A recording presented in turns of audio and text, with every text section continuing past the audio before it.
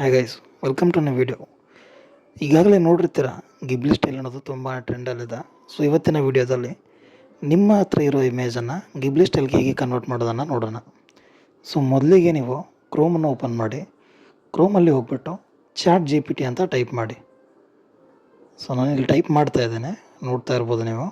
ಅದರಲ್ಲಿ ಕೆಳಗಡೆ ChatGPT ಅಂತ ಇರುತ್ತೆ, ಅದ್ರ ಮೇಲೆ ಕ್ಲಿಕ್ ಮಾಡಿ. ಸೊ ಇಲ್ಲಿ ನೋಡ್ಬೋದು, ಸ್ವಲ್ಪ ಪರ್ಮಿಷನ್ಸ್ ಎಲ್ಲ ಕೇಳ್ತಾ ಇದೆ. ನಾನೆಲ್ಲನೂ ಅಕ್ಸೆಪ್ಟ್ ಕೊಡ್ತಾ ಇದ್ದೇನೆ. ಸೈನಪ್ ಕೇಳ್ತಾ ಇದೆ. ಸೊ ಯಾವುದಾದ್ರೂ ಒಂದು ಮೇಲಿಂದ ನೀವು ಸೈನಪ್ ಕೊಡ್ಬೋದು. ಸೈನಪ್ ಆದಮೇಲೆ ಈ ಥರ ಒಂದು ಇಂಟರ್ಫೇಸ್ ಬರುತ್ತೆ. ಇಲ್ಲಿ ಪ್ಲಸ್ ಕಾಣುತ್ತೆ ನೋಡಿ, ಅಲ್ಲಿ ಅಪ್ಲೋಡ್ ಫೈಲ್ ಅಂತ ಕೊಡಿ. ಅದಾದಮೇಲೆ ಆ್ಯಕ್ಸೆಸ್ ಬೇಕು ಅಂತ ಕೇಳುತ್ತೆ. ಸೊ ಅಲ್ಲಿ ನಿಮ್ಮ ಗ್ಯಾಲರಿಗೆ ಆ್ಯಕ್ಸೆಸ್ ಕೊಡಿ. ಅದಾದಮೇಲೆ ಗ್ಯಾಲರಿಯಿಂದ ಯಾವುದಾದ್ರೂ ನಿಮಗೆ ಬೇಕಾಗಿರುವಂಥ ಒಂದು ಫೋಟೋನ ಚೂಸ್ ಮಾಡಿ. ನಾನಿಲ್ಲಿ ಒಂದು ಫೋಟೋನ ಚೂಸ್ ಮಾಡ್ತಾ ಇದ್ದೇನೆ. ಸೊ ನಿಮಗೆ ಬೇಕಾಗಿರೋ ಫೋಟೋ ಮೇಲೆ ಫೋಟೋನ ನೀವು ಸೆಲೆಕ್ಟ್ ಮಾಡಿ. ಫೋಟೋ ಸೆಲೆಕ್ಟ್ ಮಾಡಿದ್ಮೇಲೆ ಅಲ್ಲಿ ಮೇಲ್ಗಡೆ ರೈಟ್ ಕಾರ್ನರಲ್ಲಿ ಡನ್ ಅಂತ ಆಪ್ಷನ್ ಇದೆ, ಅದ್ರ ಮೇಲೆ ಕ್ಲಿಕ್ ಮಾಡಿ.